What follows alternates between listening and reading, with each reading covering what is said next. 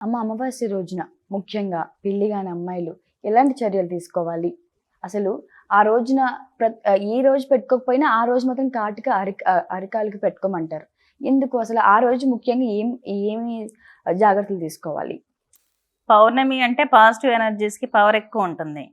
అమావాస్య అంటే negative ఎనర్జీస్కి power ఎక్కువగా ఉంటుంది. సూర్య కళలు చంద్ర కళలు అంటారన్నమాట. బాగా శూన్యమైన స్థితి ఆ అమావాస్య టైంలో పూర్తిగా చంద్రుడు శూన్యమైన స్థితిలో ఏంటంటే నెగిటివ్ ఎనర్జీ శక్తివంతంగా ఉంటుంది. యాక్చువల్లీ లక్ష్మీ పూజ అమావాస్య రోజు చేస్తారు మార్వాడీస్. ఎందుకు చేస్తారు అంటే అమావాస్య రోజు ఏ పూజ చేసినా 100% రిజల్ట్ ఉంటుంది. అది నెగిటివ్ పూజ అవ్వచ్చు, పాజిటివ్ పూజ అవ్వచ్చు, 100% రిజల్ట్ ఇస్తుంది అన్నమాట. కాబట్టి అమావాస్య అనేది నిజానికి మంచిదే. అమావాస్య రోజు కాళీ పూజ చేస్తాం మేము. అవును. అమావాస్య రోజే మార్వాడీస్ ఎక్కువ లక్ష్మీ పూజ చేస్తారు అమావాస్య రోజే. ఏది చేసినా 100% రిజల్ట్ ఇస్తుంది అన్నమాట. కాకపోతే కొన్ని రకాల శక్తుల యొక్క సంచారం తక్కువగా ఉంటుంది, నెగిటివ్ ఎనర్జీస్కి ఫోర్స్ ఎక్కువగా ఉంటుందన్న ఉద్దేశంతో అమావాస్య రోజు ఎవరికైనా చేతబడి చేశారనుకోండి, ఆ ఇన్ఫ్లుయెన్స్ అమావాస్యకి ఎక్కువగా ఉంటుంది. కొంతమందికి కరెక్ట్గా అమావాస్యకి హెల్త్ బాగాలేకుండా అయిపోతూ ఉంటుంది. ఇంకా అమావాస్య వస్తుందంటే చాలా ఇంట్లో గొడవలు స్టార్ట్ అవుతాయి అన్నమాట. చాలామంది వందల్లో చెప్తూ ఉంటారు మాకు ఇటువంటి విషయాలు.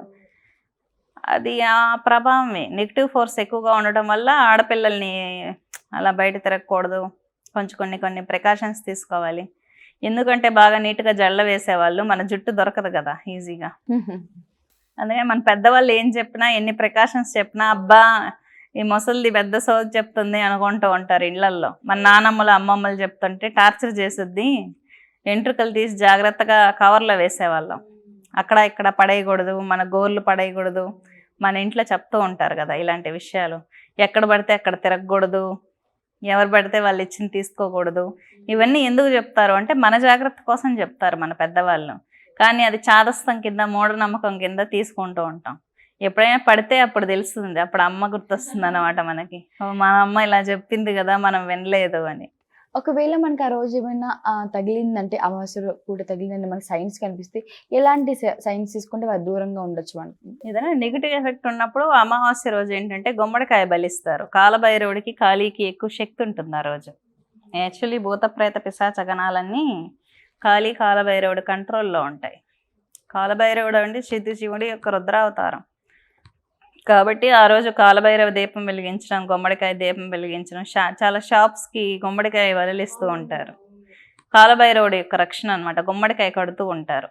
కాలభైరవుడు అని భావించి గుమ్మడికాయకి అలంకరించి ఇంటి ముందు కడుతూ ఉంటారు రక్షణ కోసం, నెగిటివ్ ఫోర్స్ని ఆపటానికి. ఏదంతా అమ్మ, ఆత్మహత్యలు హిందూ ధర్మానికి సమర్థిస్తుందా? ఒకవేళ చనిపోతే వాళ్ళ ఆత్మలు ఇక్కడెక్కడ తిరుగుతాయి అంటారు. అసలు హిందూ ధర్మంలో అది కరెక్టేనా? హిందూ ధర్మం అనేది ఏంటంటే, హిందూ ధర్మం అనేది మన జీవన విధానం. ఎందుకంటే ఇది ప్రత్యేకమైన మతం ఏం కాదు, కల్చర్, మన సంస్కృతి, మన సాంప్రదాయం. కానీ ఇప్పుడు అదొక ధర్మం, ఒక మతం అయిందనమాట మన జీవన విధానము. ఏంటంటే ఈ విధానంలో ఏంటంటే ఈ సూసైడ్స్ అనేది ఏ ధర్మం కూడా ఒప్పుకోదు. మన దేవుడు భూమికి మీదకి మనుషుల్ని పుట్టించగలిగినప్పుడు, పుట్టగలిగే క్యాపబిలిటీ లేని మనము చనిపోయే రైట్ మాత్రం మనం హ్యాండ్లోకి తీసుకోకూడదు. ఎందుకు అంటే ఒక 30-40 ఏళ్ళు ఉందనుకుందాం ఆయుష్, అతను 20 ఏళ్ళకే సూసైడ్ చేసుకుంటే దేవుడు నిర్ణయించిన 40 సంవత్సరాల వరకు అతని ప్రేతాత్మలాగా భూమి మీద తిరుగుతూనే ఉంటాడు. ఒకటి, ఆకలి దప్పికలు ఉంటాయి, ఆత్మక్షోభకు గురవుతుందన్నమాట. ఇతని ఆయుష్ అయిపోయిన తర్వాత అప్పటి వరకు ప్రేతాత్మలాగా తిరగాల్సిందే. ఎందుకంటే హిందూ ధర్మంలో సూసైడ్స్ చేసుకున్న వాళ్ళకి పిండ ప్రదానం చేయరు. నారాయణ బలి ఉంటుంది వాళ్ళకి దారి చూపించడానికి, మోక్షానికి. ఏ దీంట్లో కూడా కానీ సూసైడ్స్ని ఎంకరేజ్ చేయరు. ఇప్పుడు ఒక 100 సంవత్సరాల జీవితం ఉన్నప్పుడు 50 సంవత్సరాలకే పోయారనుకోండి, ఇంకా 50 సంవత్సరాలు ప్రేతాత్మలాగా తిరగాల్సిందే. ఆకలేస్తుంది, దప్పికలేస్తాయి, నీళ్ళు తాగలేరు, ఆత్మలకి క్షోభకు గురవుతూ ఉంటాయి. చాలా చాలా దారుణమైన ఈ ప్రాసెస్లోనమ్మా నాకు వన్ ఆఫ్ మై ఫ్రెండ్స్ అనమాట. అయితే వాళ్ళు చెప్తూ ఉంటారు, నేనంతే స్ట్రాంగ్గా దేవుని పూజిస్తాను, నాకు అలాంటివి ఎప్పుడు తగలలేదు. వాళ్ళు ఏమంటారంటే, నాకు నైట్ టైము కేకలు వినపడుతున్నాయి అని కొంతమంది. నాకు ఎవరో వచ్చి నన్ను తాకుతున్నారే, నాకు ఎవరో వచ్చి నన్ను హిట్ చేస్తున్నారు అని కొంతమంది. నిజంగా అమ్మ నేను కూడా చాలా విన్నాను. ఈ కోరికలు అంటే యవ్వన వయసులో కోరికలు నెరవేరకుండా యవ్వనంలో వాళ్ళ సెక్సువల్ ఫీలింగ్స్ కావచ్చు, లవ్ ఫీలింగ్స్ కావచ్చు, ఏమైనా ఫీలింగ్స్‌లో గూడా చనిపోయిన వాళ్ళు నిజంగా వాళ్ళ కోరికలు తీర్చుకుంటారమ్మా? చనిపోయిన తర్వాత ఏంటంటే ప్రాణశక్తి శరీరాన్ని వాళ్ళ ఆరా వదిలిపెట్టేటప్పుడు వాళ్ళు ఏ వేదనతో అయితే చనిపోయారో, ఒక అమ్మాయి ఉంది, ఒక అమ్మాయి చనిపోయిందనమాట. కిరోసిన్ పోసుకొని కాల్చుకొని చనిపోయింది. అవి ప్రేతాత్మై ఇంకొక ఆమె హాస్పిటల్లో కాలిపోయినప్పుడు చేత్తో పట్టుకునింది వేరే లేడీ బంధువులు. ఆమెను ఆవహించేసింది అనమాట. ఆవహించినప్పుడు ఆ అమ్మాయి ఎలా చనిపోయిందో ఈ అమ్మాయిని కూడా ఆ విధంగానే తీసుకెళ్ళిపోవాలి, నాకు అన్యాయం జరిగింది కదా, అందరికీ చేయాలనే థాట్లో మైండ్ నిలిచిపోతుంది. ఆ అమ్మాయి మంటలు వచ్చి కాల్చుకొని ఏ మూమెంట్లో అయితే ప్రాణం వదిలేసిందో, ఆ అమ్మాయి ఈ అమ్మాయి మీద ఆవాహన అయిన ప్రతిసారి నాకు మంటలు వస్తున్నాయి, నాకు మండిపోతుంది, నా శరీరం కాలిపోతుంది అని అరిచేది. వాళ్ళు ఏ స్టేట్ ఆఫ్ మైండ్లో చనిపోతారో వాళ్ళ ఆస్ట్రల్ బాడీ అదే స్టేట్ ఆఫ్ మైండ్లో వేరే వాళ్ళ మీద పనిచేస్తూ ఉంటుంది. అందుకే ఎవరైనా చనిపోయినప్పుడు ఎవరు పడితే వాళ్ళు అమ్మాయిలు వెళ్ళి టచ్ చేయకండి అంటారు, డెడ్ బాడీస్ని కానీ యాక్సిడెంట్స్ జోన్స్లో కానీ. అది విషయం.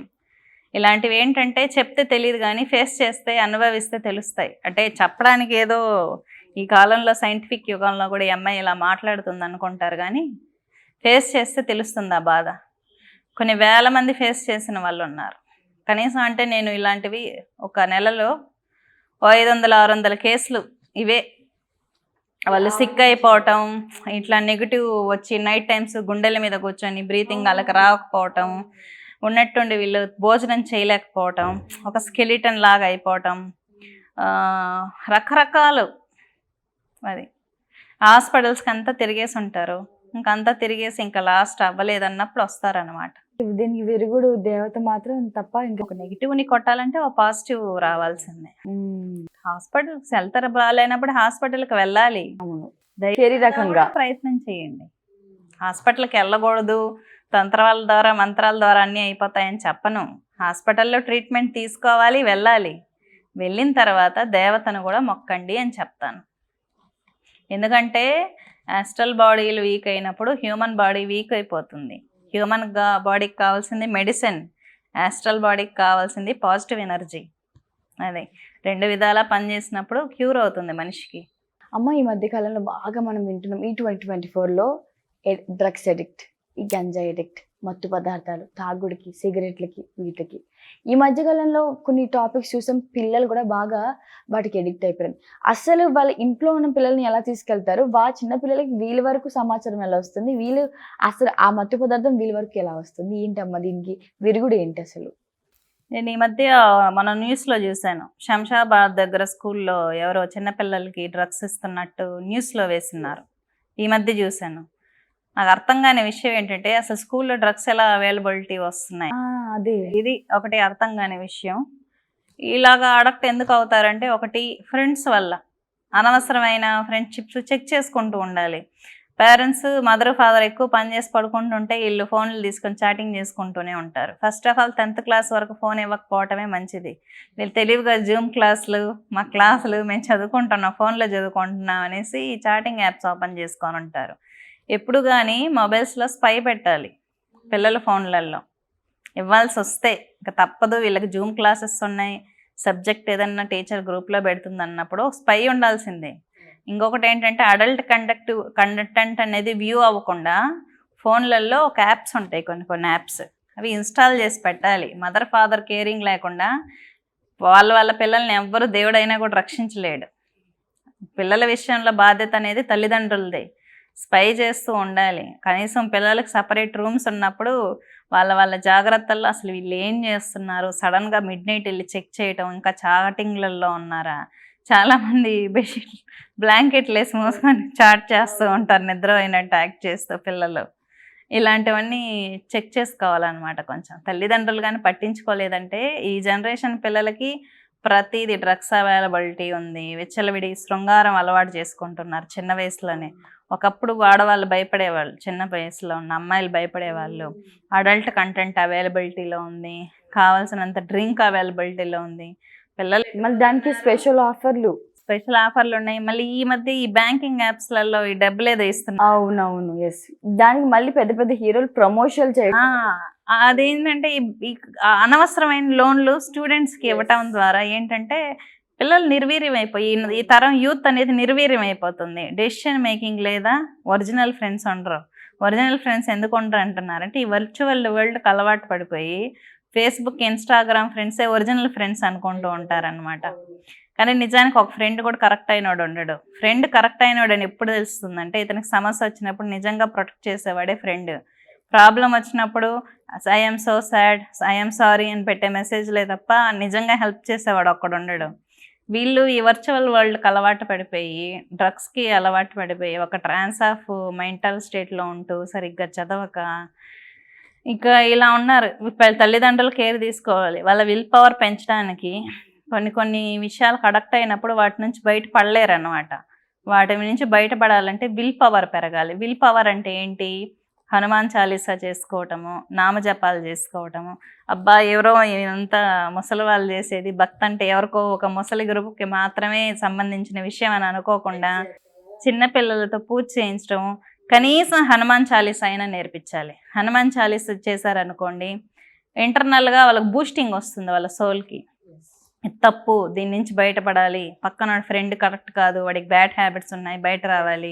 లేకుంటే నామజపాలు, అష్టాక్షరి, ద్వాదశాక్షరి ఇవి చేసుకోవడం ద్వారా అష్టాక్షరి ఓం నమో నారాయణాయ ఈ మంత్రం జపం చేసుకుంటే పిల్లలు బాగా చదువులో రాణిస్తారనమాట, మంచిగా సెటిల్ అవుతారు. నారాయణ బీజంలోనే కుబేర బీజం ఉంది, మోక్షం ఇచ్చే బీజం ఉంది, అన్నీ డబ్బులు ఇచ్చే బీజాలు ఉన్నాయి. నారాయణ మంత్రం చాలు, ఆ మంత్రం చేసుకోండి, పిల్లలందరూ బాగా వస్తారు. అష్టాక్షరి చేసుకోవచ్చు.